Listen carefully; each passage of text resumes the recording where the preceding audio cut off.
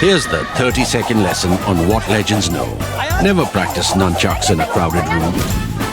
Never eat chole before a road trip. Always take your shirt off before you iron it. Don't take a call near a swimming pool. And don't forget, saving is not investing. Legends don't just save, they invest in mutual funds. Mutual fund investments are subject to market risks. Read all scheme-related documents carefully. The scene from Canada keeps shifting to our Punjab and back to Canada because the story is still painting big time on the radar screen. Now in Punjab, over the past several days, there's been a string of raids by the National Investigation Agency, NIA, which is the preeminent anti-terror agency of the central government. Now, a lot of these raids are not so much on Sikh radical families or networks or people who are held responsible for terror networks, running terror networks. These are in fact raids on gangster networks. Gangster networks in Punjab, we haven't noticed them adequately, although killings do emerge every once in a while, but gangster networks in Punjab have become a big problem. What has compounded the issue is that there is a nexus, there is a clear nexus between gangsters in Punjab. There are rivalries among gangsters. Wherever you have gangs, there will be rivalries. But there is a nexus between them and the radical groups, mostly based in Canada. Some are based in Italy. In fact, in Italy, as we speak, we are also processing a story which you will see of two Sikh groups fighting with each other in public over a Gurdwara caught on the video. But Sikh radical groups, they don't have much manpower in India or much shooter power in India, in Indian Punjab. So what they do is they use these gangs and gangsters as ready-made guns for hire. And that's how this larger nexus comes up, which is gangsters in India, drugs, drug smuggling, weapon smuggling, and then carrying out hits for money. And then what happens? When heat gets too much on them, or what's been happening, maybe it's not happening right now because now biometrics control a lot of foreign travel. So it's very difficult to escape now on a fake passport. But until recently, even the gangsters have been escaping to Canada for some reason or some obvious reasons, which we'll try and explain to you. Canada has become a favorite destination of all of these. So to explain a lot of this stuff, some of it is cluttered for me as well, and I can read up and do it. But why should I read up and do it when I have Ananya Bhardwaj, our associate editor and sort of homegrown, fine reporter who covers crime, all kinds of troubled issues. She's just spent a lot of time in Manipur and has done stellar stories. She's been following these stories. She's been following the stories of Sikh radical groups, gangster killings, intelligence agencies.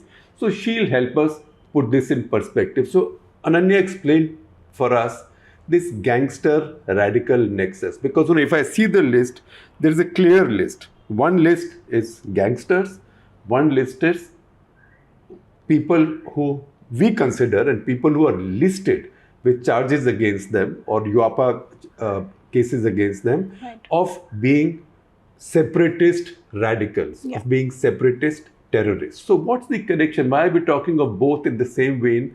And why is the NIA carrying out these raids in Punjab now, while the context is Hardeep Singh Nijjar and the charges from Canada?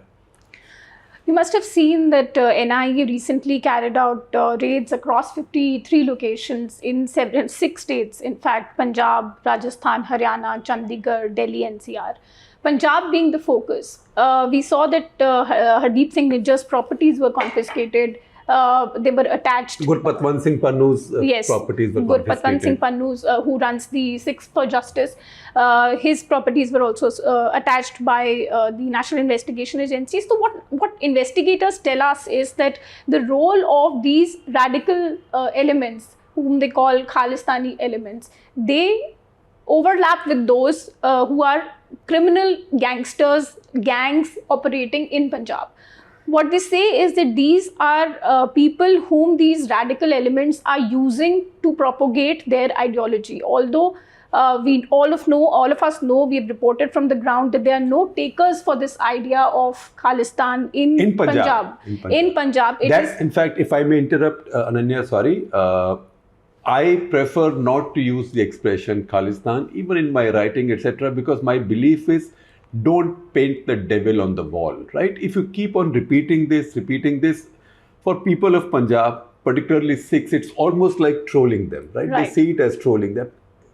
Why are you questioning us all the time? So that's a little bit of my opinion, which I also expressed in my national interest column last week. So that out of the way. Go ahead now. Yes. So investigators say that these are the people, the radical elements in Canada are using these gangsters to propagate their own agendas. What they're doing is pumping in money, which is also drug money. It is money that is, that they get from these arms. A lot of it is being supported from Pakistan, like when we talk about Nijjar, whose killing actually started this controversy.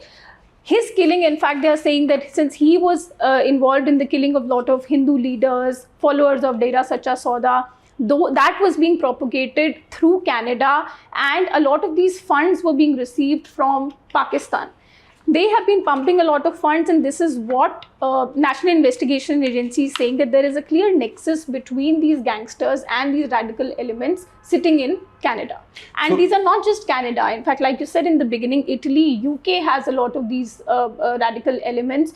Canada is one. Armenia, a lot of gangs are being operated from Armenia. Italy is one of them. So these countries, there are a lot of these countries where these people are stationed and are running and pumping in money to propagate their own agenda. Yeah, and Armenia, for example, Greece, even Portugal to an extent, next step, Cyprus, these are also countries which are hubs of illegal immigration. Right, absolutely. And a lot of that illegal immigration comes from Punjab. Right. So the same triads then work in that area as well. So we have to pick up the thread somewhere in this. So let me first of all mention a whole bunch of names for you. I've said this earlier, but I do remember that we had a botany teacher in our college. I've used that example earlier, who, when it comes to the class, will first draw a diagram on the board.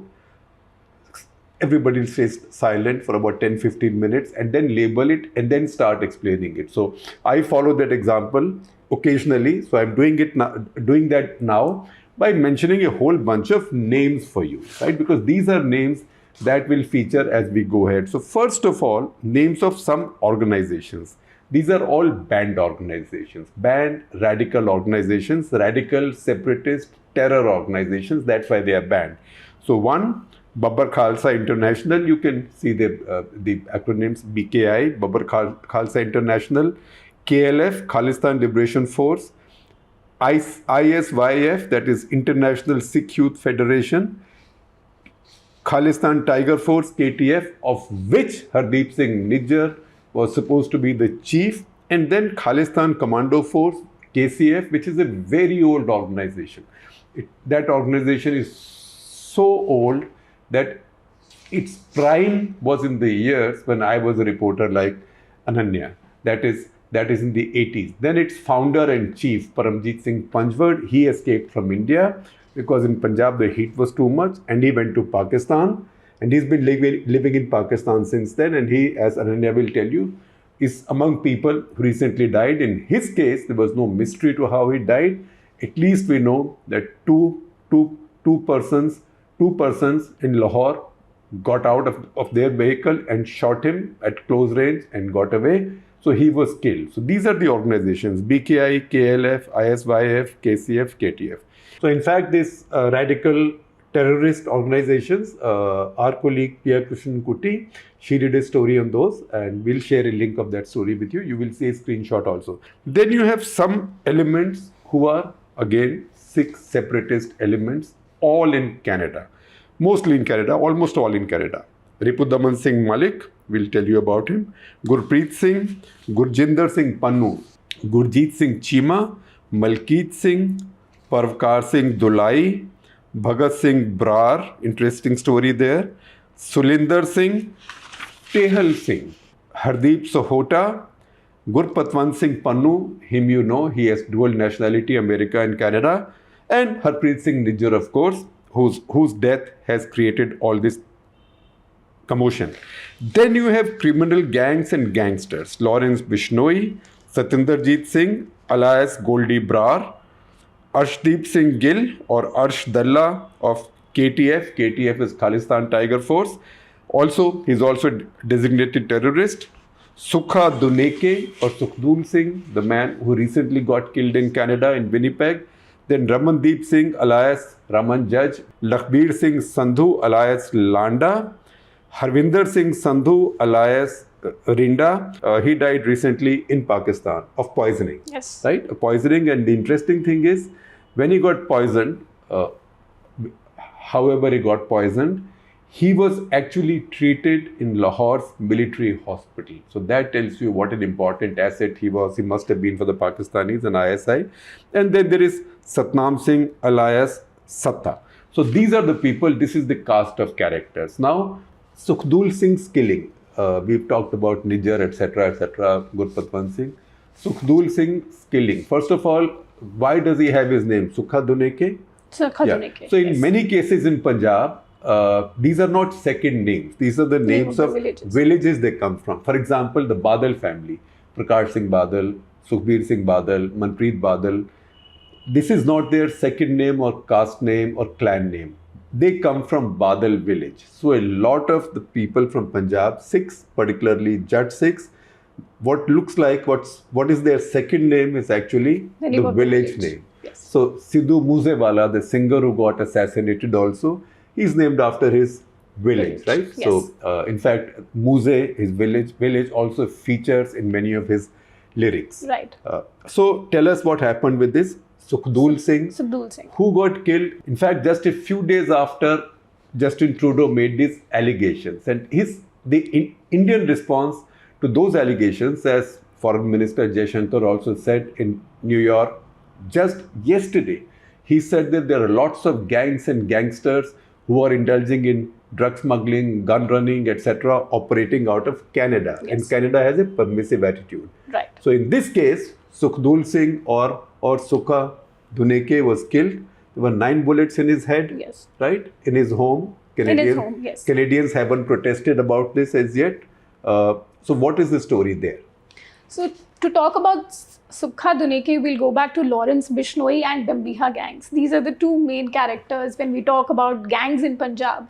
So these are the two main gangs. So Lawrence Bishnoi, who was also involved with the Sidhu Moosewala murder, he has over 67 cases registered against him in different states. And at one point, his gang had almost 700 members. Yes, almost 700 members. So all over North India. Yes, and several cases of extortion, murder, Arms Act, UAPA registered against him. In fact, he was arrested in 2014, and then he has been going from the he was first Maharashtra police took his custody, Gujarat police took his custody, ATS took his custody, NIA took his custody, Delhi police special cell took his custody. So he's been involved in several of these cases.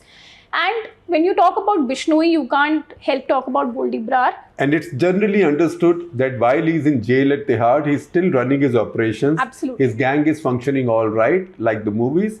So he's running his gang from Tihar jail. Tihar jail is a very comfortable place. Right now he's in Gujarat. So he's been taken to Gujarat. But has that stopped his operations? Nothing. No, nothing. So he has been operating from inside prison.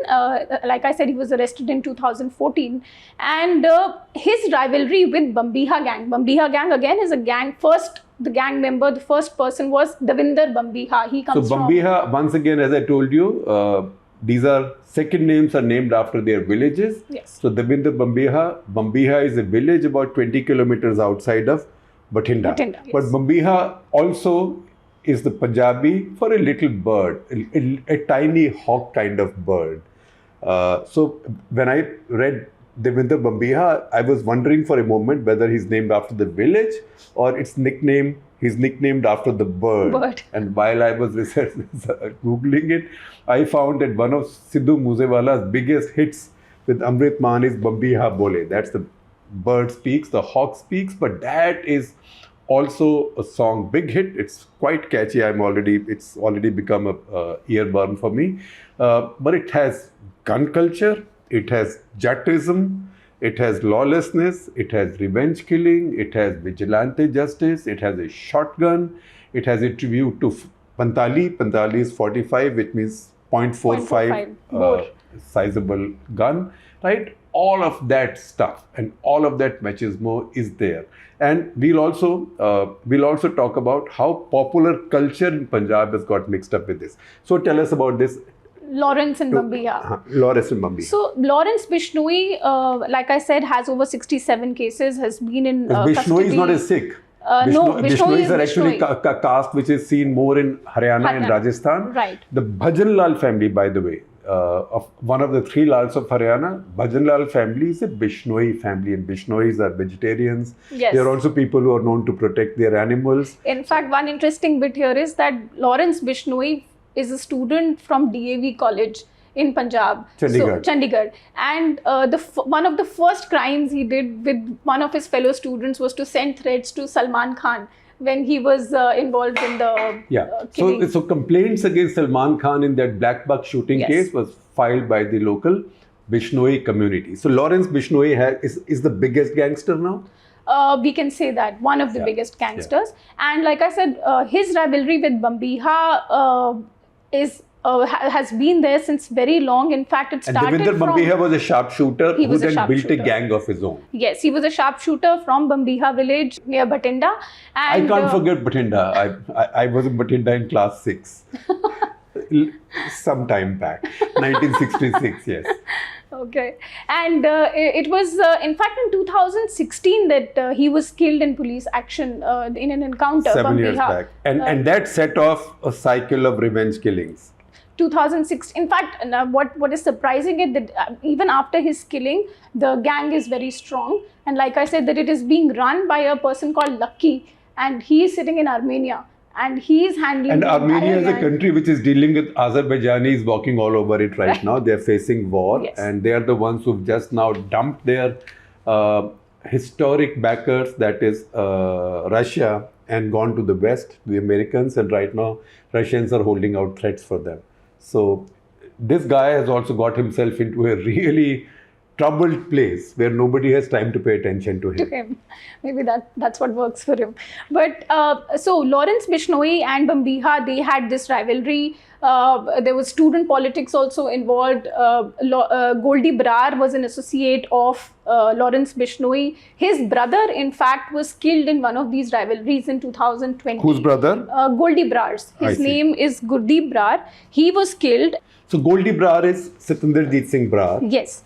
And you talked about his brother. So Goldie Brar's brother, Gurlal Brar. So let me get it right. Goldie Brar is from the Bishnoi gang, Lawrence Bishnoi gang. Yes. So this is Lawrence Bishnoi, this is Goldie Brar, and his kid brother, was Gurlal Brar, like the movies, was assassinated. Yes, he was killed in October 2020 outside a nightclub in Chandigarh. And that was apparently executed by the Bambiha gang. Right. Now, this is what, when you talk about revenge, that is what happened with Sukhi Dhunika in Canada, in Winnipeg. So, the allegation is that the members of Bishnoi gang killed Dhunike to avenge the killing of Gurlal Brar. That was killed in 2020. And there were some claims made from the jail also. And I saw a lot of stuff on Twitter, including people saying pride of the Bishnoi clan. Right, absolutely. Right. So this was like a revenge killing. So like I said, that this fight between Bambiha and Bishnoi gang has been ongoing. Even Sidhu Moosewala was considered to be close to the Bambiha gang, and that is why he was assassinated. Now, when he was assassinated, they said that that was to avenge the killing of Vicky Middukheda. He was an Akali Dal leader. So there's one more character who's come in. Vicky Middukheda. Yes. Again, Middukheda is a village. Yes. Right. Vicky Middukheda was assassinated by members of the Bambiha gang. And that is to avenge that. Sidhu Moosewala was then killed, who was considered to be close to the Bambiha gang. And also that Vicky Middukheda was considered to be a very close associate of Lawrence Bishnoi. In fact, they said that they were brothers. So this is how this because Hindu security is intact. Yes, right? At least in all kinds of places. Yes. So right. this is why this assassination of Sukhi Duneka, which happened on 22nd September, happened. And again, the Canada police has still not been able to identify who the gunmen were, who the killers were. But then in Punjab, this is the theory that this was a revenge killing for Gulal. So how does this dovetail into the radical extremist business? So what NIA investigators tell us is that, like I said, that these are the people who provide the base for them in India, because these gangs are associated with these radical groups in Punjab. What they also tell us, and which is very interesting, is to keep this alive, this sentiment of, this, like when we see SFJ also, this Sikh referendum, we didn't see much, we didn't see it picking much steam. I think all of the voters were foreign passport holders. Right, absolutely. And what investigators also tell us is that a lot of people from Punjab wish to go to Canada, right? That everybody knows that there is this thing of going to Canada. Sabko Canada jana hai. So us cheez ke liye, what they did was that they said that we will offer you money, you come over, and all these people who don't have the means land up there, and these are the guys who arrange for jobs like plumbers or in transport business, etc. These are the guys who arrange jobs for them. Even for cleaning, etc. Yes. in gurdwaras and places. Absolutely. Yes. And that is how they repay them, that we are going to join in for your protest, whatever is happening. So they'll say that there'll be a call, you'll have to come outside the Gurudwara, or even for that matter, these protests outside embassies and high commissions that we see. So all these are curated crowd, which these people who go to them from Punjab and they don't have the means to, pay the agents and do it. So these are the guys who arrange for all documents for them and resources. Yeah. So in Punjab, for example, some political parties and some political leaders on their letterheads even issue letters to these people saying that so and so is targeted by Punjab police or Indian security agencies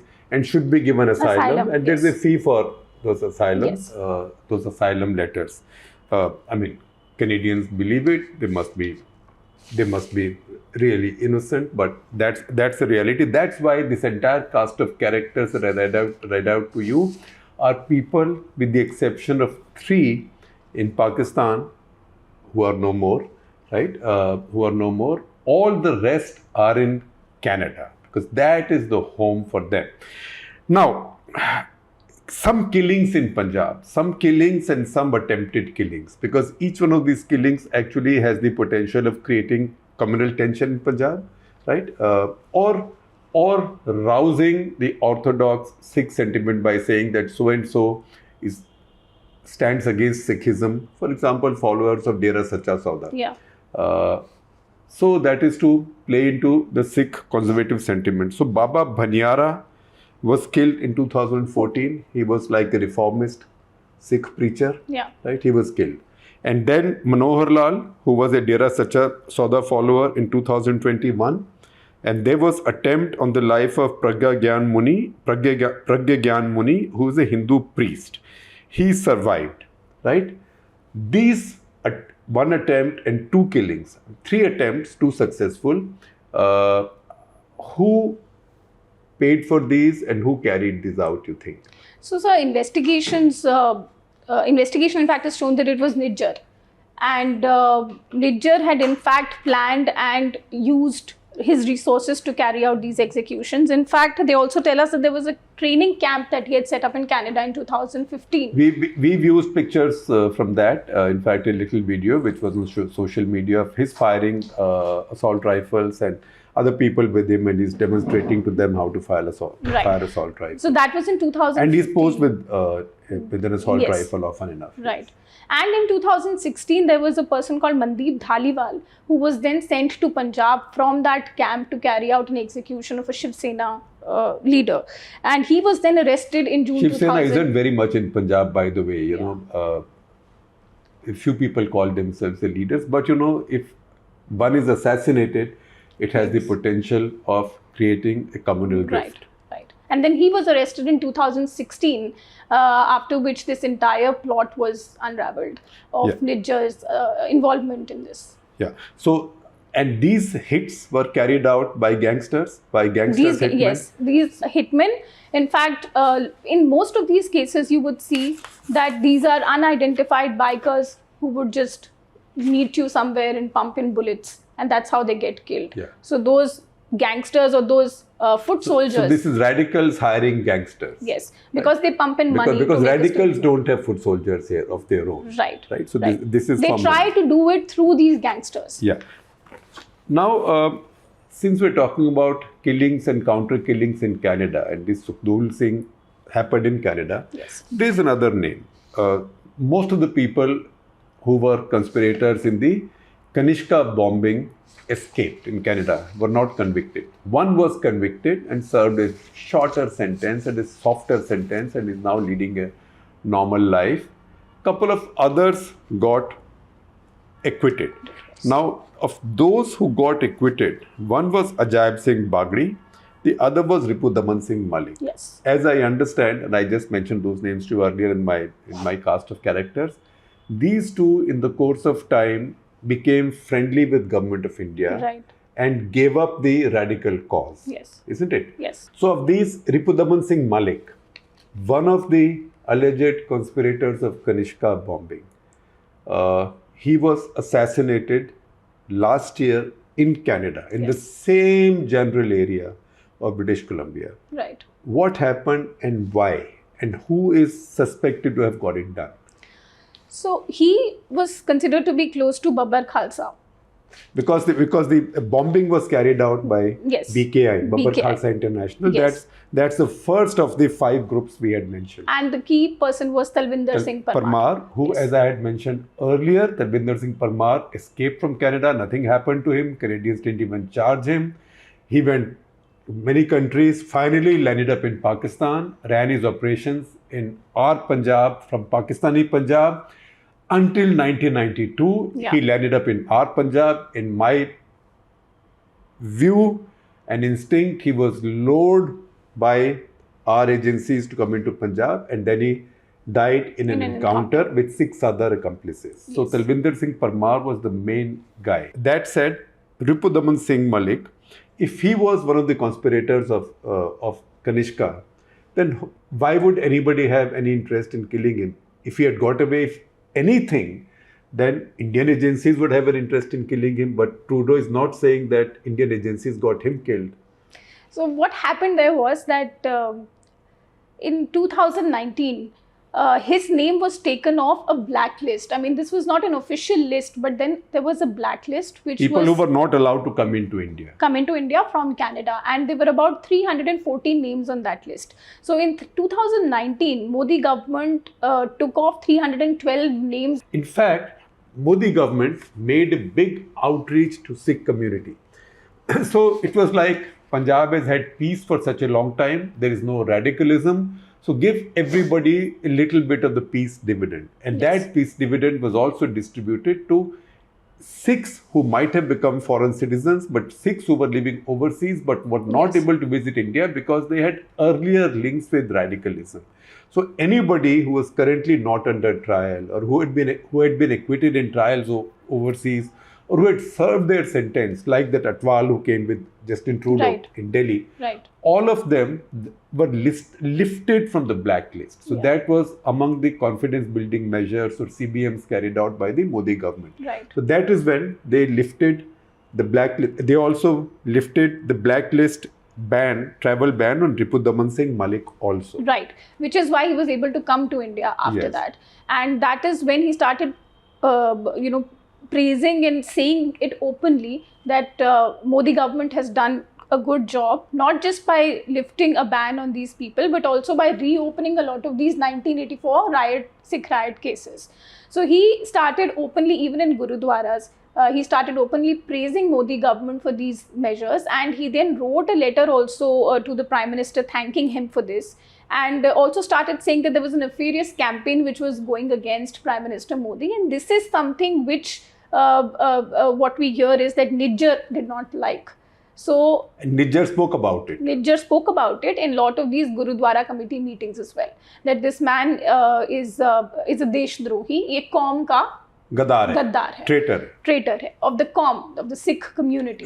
Yes. So that is what he said openly, and he said that he will pay a price for this, and he had said this openly in a lot of these meetings. And soon after that, there was an attack on Ripudaman Singh Malik, and again, two gunmen who shot at him, and they were not identified. Later, two people were arrested, but nothing happened in that case. That's typical Canada. Exactly. So that is what, but Nijjar is said to be behind that killing. Yeah. And all these killings that are taking place in Canada also are all gangster style or gangsta killings, as these might be called, right? There is no doubt about that. Now, what I will do is, I will just run through the rest of the names on this radical list and give you one line each on their claim to fame, right? So Ripudaman Singh Malik, we told you, he got assassinated by people who did not like the fact that he had now started traveling back to India. The ban on him was lifted, and he was saying good things about the Modi government.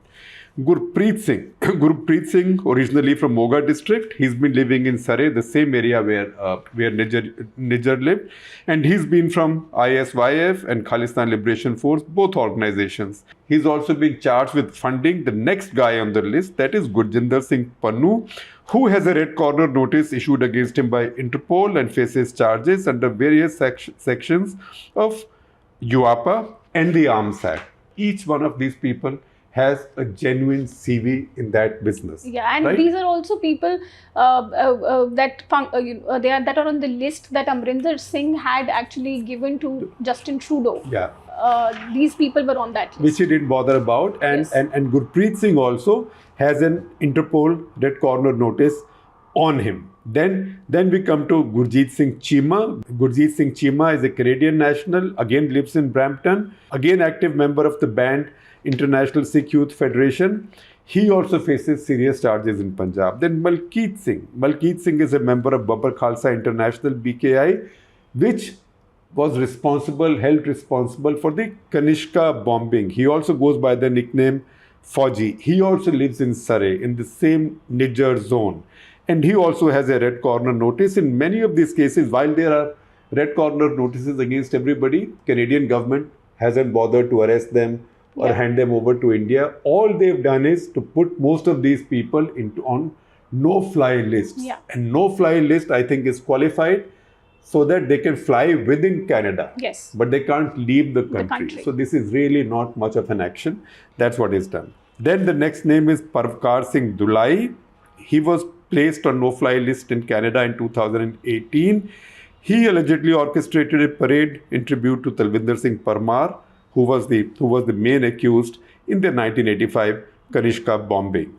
Which brings us to Bhagat Singh Brar, and I told you there is something interesting about him. Bhagat Singh Brar, he is the son of Lakhbir Singh Rode. Lakhbir Singh Rode is the founder of Khalistan Liberation Force. He is now based in Pakistan, and he is a nephew of Jarnail Singh Bhindranwale, and that is the connection. So he is among the senior people still surviving in Pakistan. So Lakhbir Singh Rode, in fact, has been charge sheeted by NIA for his role in a blast in a court complex in Ludhiana in 2021. Brar is based in Brampton and again was put on a no-fly list, as the Canadian authorities also assessed that he was probably an extremist who had engaged in, and whatever they said has been redacted from their documents. So Khalistani extremist who has been engaged in redacted terrorist-related activities, particularly in fundraising in support of terrorist attacks overseas, right? Lives in Canada as a free man, except he can't travel overseas. So Sulinder Singh again lives in Brampton. He has been closely associated with Vadhava Singh Babbar, the chief of the band Babbar Khalsa International, the chief now. He's been raising funds for Vadhava Singh. Then that brings us to Tehil Singh, who comes from Jalandhar, again lives in Brampton. That Brampton is quite a place. He's been managing funds for separatist sympathizers and is a close associate of Surinder Singh.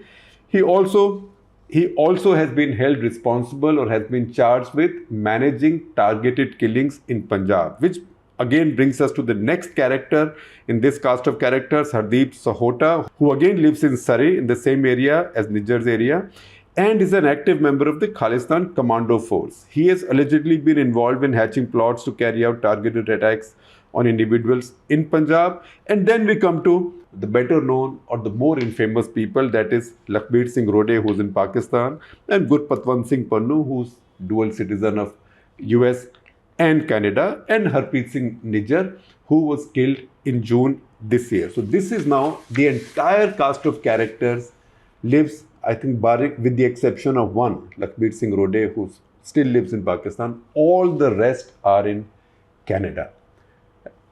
So, do you have any sense of whether NIA will be able to now stop this business of people living in safe sanctuary in Canada with no more bars on them or their movements, except being put on no-fly zone, so they can't fly out of Canada? They being able to run these operations, carrying out the hits that they want in India, using gangsters, drug runners, and arms smugglers. So that is their attempt. Their attempt is to at least cut that supply chain by targeting the gangs that are operating closely with these radical groups. And this is why they are going on doing these raids and cracking down upon these gangsters involved with these people who are actually acting as foot soldiers here in Punjab. So that is what they are doing, in fact, by also confiscating their properties here in Punjab, or because that is their jurisdiction. They really can't do much. In fact, in the past, we have been told that there are several requests that were sent to Canadian authorities. There were so many lists that were handed over to them. There are red corner notices, as you mentioned, against these people. These are individual designated terrorists. And so many, of these communication has been sent to Canada, but nothing has been done about these people till now. Like you said, that they are, that Canada is like a safe haven for them, and that is how they've been operating freely out of Canada. And that is what I think has become the biggest contention. But our agencies are doing whatever they can, whatever is permissible under their jurisdiction. Sidhu Moosewala's murder, that also brought into focus the links that Yes. that this nexus of terrorists, gangsters, smugglers has with the music industry, because Punjab music industry is flourishing. Right. It has a lot of stars. Another star, Shubh, was now prevented from hosting a show, from holding a show in India. Yes. Again, because some of his lyrics and some of his other stuff were found to be objectionable. Right. And there's a lot of gun culture and instant justice, vigilante justice in these videos, music videos, and lyrics. So, what is the connection that these guys have with the music industry? So it starts with giving protection to these singers who are very popular, not just in India, but they have a massive fan base in Canada as well. Yeah. And because rich. Very rich. And because these guys, and so many Punjabis are there in Canada, which is why they do more shows in Canada and UK more than they do in India. So these gangs, what they started doing was threatening and extorting money out of these stars, these singers who are very popular. And the other gang then told them that we will give you protection if you give us this fund. So that's how these people, these singers, got sucked into this entire circle. And I won't be surprised if some of their earnings are actually in cash. Absolutely, absolutely. And then you need those channels. These are Hawala channels. A lot of money comes through Hawala channels as well, because this is not declared income. So, involvement of people of Punjabi origin in Canada. You gave me one data point. You said of the 20 people arrested in drug operations Yes. in Canada recently for drug smuggling, 9 out of 20 were of Punjabi origin. Yes. 9 out of 20. And remember, Punjabis or Sikhs are just a little less than 2% of Canada's population. And this is almost half of all those arrested. And there's another data point that you mentioned to me, and I will conclude with that, which is on August 4, 2022. Canada's Combined Forces Special Enforcement Unit, that's the name you gave me. Yes. They put out a poster, and we'll try and see if we can find that poster for you. They put out a poster. This is the British Columbia unit of Combined Forces Special Enforcement Unit. This was a poster of 11 people, and I will quote from the poster. The poster says, and I quote, "Individuals who pose a significant threat to public safety due to their ongoing involvement in gang conflicts and connection to extreme forms of violence." Of these 11 people, Guess how many are Punjabis of Indian origin?